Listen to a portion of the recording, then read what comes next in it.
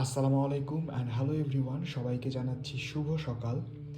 আজকে সকালের নাস্তায় দেখতে পাচ্ছেন এই যে এটা আমার ভীষণ পছন্দের একটা নাস্তা, ভাপা পিঠা দিয়ে এইরকম ফুলকপি মাছের ঝোল।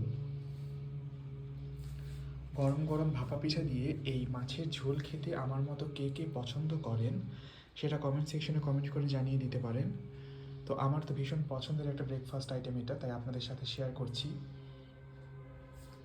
আর শীতের সকালে না এই যে টাটকা ফুলকপি দিয়ে এইরকম গরম গরম মাছের ঝোল দিয়ে এইরকম গরম গরম ভাপা পিঠা, মানে এটার স্বাদের সঙ্গে কোনো কিছুর তুলনা হবে না। এইরকম করে জাস্ট ডুবিয়ে মুখে দেওয়া, হুম হুম, অসাধারণ স্বাদ।